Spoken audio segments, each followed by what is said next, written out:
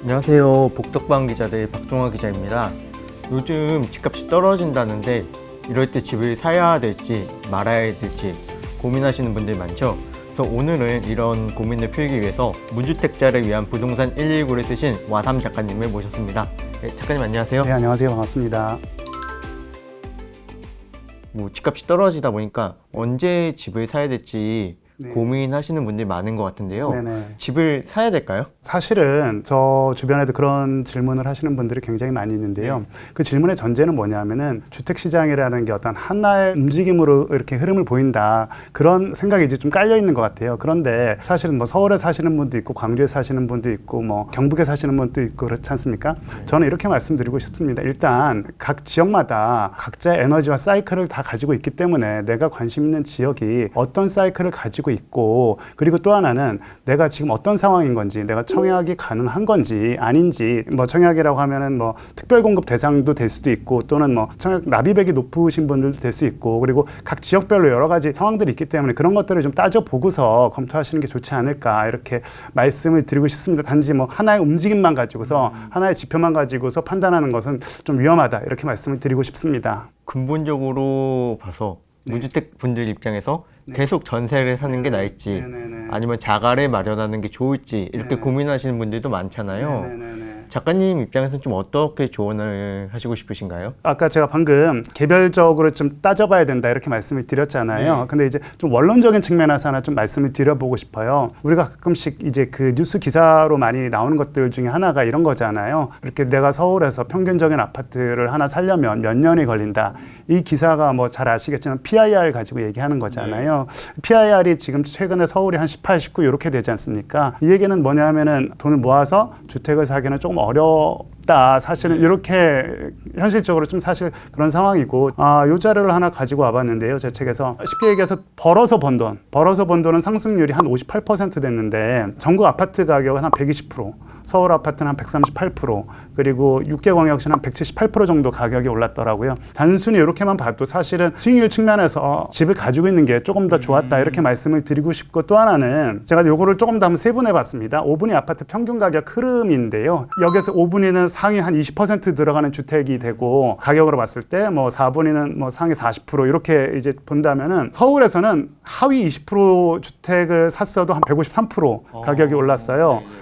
그리고 수도권도 마찬가지로 뭐 절반인 3분위 주택을 봐도 한 140%, 전국적으로 가장 낮은 가격이 20%, 그 다음에 전국적으로 가장 낮은 가격이 59% 정도 되는데, 상위 10%의 평균 소득 상승률을 보니까 2013년도에 한 820만 원이었는데 월, 근데 이제 지금 현재 기준으로 한 1200만 원 정도 되더라고요. 여기에 이제 한 47% 올랐습니다. 이 얘기는 뭐냐면은 내가 상위 10%의 소득을 가지고 있었어도 만약에 무주택이었다면 서울이나 뭐 수도권에 뭐 중간 이상 되는 주택을 샀으면 훨씬 더 높은 소득 상승률을 기록할 수 있었다. 그럼 제가 뭐 이렇게 말씀드린 김에 조금 더 나아가서 말씀드리면은 이걸 하나 좀 보여드리고 싶어요. 그 주가지수, 아파트 가격지수 흐름을 제가 2000년서부터 2022년 4월까지 비교를 한번 해봤습니다. 이렇게 주식 하시는 분들 중에 뭐 고수들도 있겠지만 우리가 일반적인 사람이라고 생각을 해보자고요. 사실 시장을 따라간다는 것만 해도 굉장히 잘하는 거지 않습니까? 팔로우 더 마켓 할 수 있는 것만 해도. 근데 이제 시장을 따라간다는 의미는 내가 주가 지수 흐름만큼 따라간다는 얘기지 않습니까?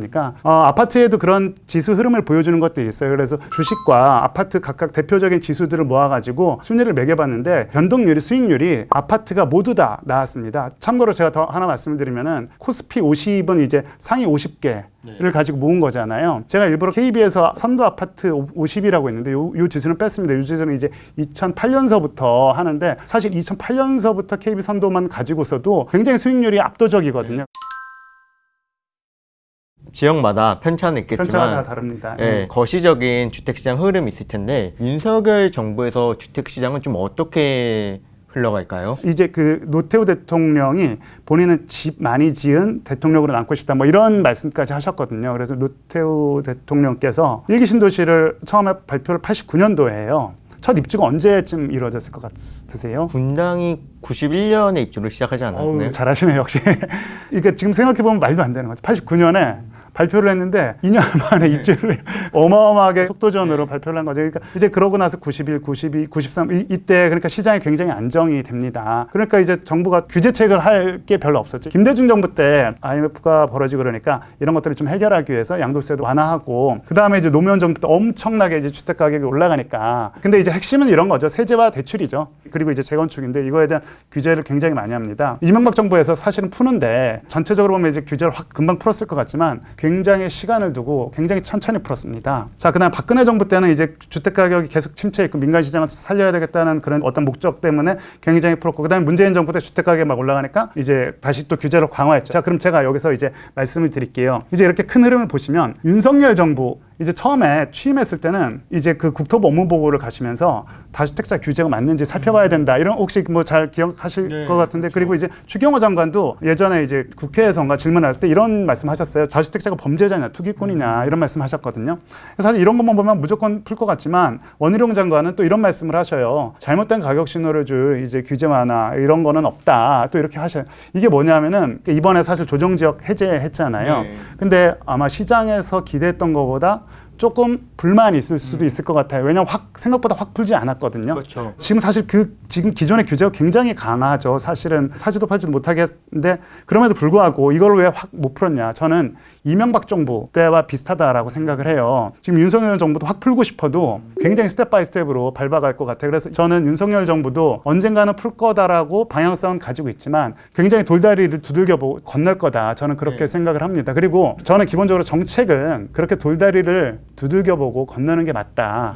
왜냐하면 언제 어디로 튈지 모르는 어떤 부작용들이 많지 않습니까? 그래서 그런 것들을 좀 점검해 가면서 시장 상황을 보면서 아마 그렇게 풀지 않을까. 방향성은 푸는데 그 속도가 이렇게 생각하는 것만큼 빠르지는 않을 수도 있다. 저는 이렇게 보고 있습니다. 이런 정책 기조에서 주택 가격은 좀 어떻게 흘러갈까요? 결국에는 아파트 가격을 좌우하는 건 최근에 이제 뭐 그 금리 인상 얘기도 있고 뭐 거시경제 그 아래 공포 얘기도 있고 막 그렇지 않습니까? 네. 근데 저는 이제 그런 말씀을 좀 드리고 싶어요. 거시 변수를 관심 가지는 것도 중요한데 내가 관심 있는 지역의 어떤 수급 상황, 전세가율 뭐 이런 것들은 다 따져봤나 미분양 현황 대부분의 많은 무주택자들이 간과하는 것들이 그리고 좀 오류에 빠지는 것들이 실제로 먼저 따져봐야 될 것들 이런 걸 따져보지 않고 내가 관심 있는 지역의 어떤 현황은 어떻게 되는지를 보고 거시 변수를 같이 보면서 밸런스 있게 시장을 내가 집을 사야 될지 말아야 될지를 판단을 해야지 그냥 무조건 금리 오르니까 집 사야지 말아야 돼. 경제가 안 좋다는데 신문에 보니까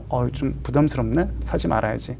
이렇게 하면은 안 된다라고 말씀을 드리고 싶고 그래서 제가 조금 더 이어서 말씀을 드리면 서울의 입주 물량이 굉장히 줄었습니다. 이제 7월 이후에 하반기 때 입주 물량이 10,000가구인데 이 중에서 고덕 쪽에서 입주하는 민간 지원 임대 아파트인가 그거 빼면은 실제로 분양 아파트가 8,000호 입주를 해요. 굉장히 부족한 상황인 거죠. 네. 그리고 내년에도 뭐 고독주공도 있고 그래가지고 또 부족하고. 근데 이렇게 얘기하시는 분들 있을 수 있을 것 같아요. 2009년, 2010년, 2021 이때도 그렇게까지 많지 않았었는데 이렇게 얘기하시는 분들이 있을 수 있을 것 같은데 저는 이게 미분양 현황을 한번 좀 말씀드리고 싶어요. 미분양 현황이 2010년, 11년, 12년 때는 대체제들이 있었어요. 입주 물량이 없어도 준공 미분양 들어가면 됐는데 지금은 준공 미분양도 없어요. 그러니까 굉장히 사실은 물량 자체가 좀 부족한 상황이다 이렇게 말씀을 드리고 싶고 또 하나는 임대차 3법이 이제 2020년 7월 달에 법이 통과가 됐는데 정말로 놀랍게도 그 임대차 3법이 통과했고 나서 몇 개월 안 돼서 전국이 다 이런 식으로 이렇게 한꺼번에 모든 주택 가격이 폭등했던 적이 없었거든요. 근데 이게 이제 2년이 돌아오고 있어요. 물론 이제 아직은 돌아오지 않았기 때문에 그런데 정부에서 그래서 신경 쓰고 있어가지고 상생 임대인 제도라든지 분양가 상한제 주택에 대해서 실거주 의무를 좀 완화한다든지 이런 대책을 쓰고 있는데 이 공이 어떻게 튈지 특히 서울의 입주 물량이 전세 가격을 얼마나 자극할지 그런 부분은 지켜봐야 될 것 같습니다. 다만 이제 그나마 버퍼는 좀 있습니다. 버퍼라고 말씀드리고 싶은 건 이제 인천에 최근에 주택 가격이랑 이제 전세 가격이 좀 떨어지고 있는데요. 이제 입주 물량이 많습니다. 내년에도 그렇고 그리고 이제 경기에도 수원이라든지 안양이라든지 성남이라든지 이런 부분에 좀 대규모 입주가 있습니다. 그래서 그런 부분들이 이제 서울 수요를 어느 정도는 받아줄 수 있을 것 같은데 중심부의 수요를 어느 정도 받아줄 수 있을지 그건 좀 지켜봐야 될 것 같습니다. 불안한 요소가 분명히 있는 건 사실이다. 이렇게 말씀드리고 싶습니다.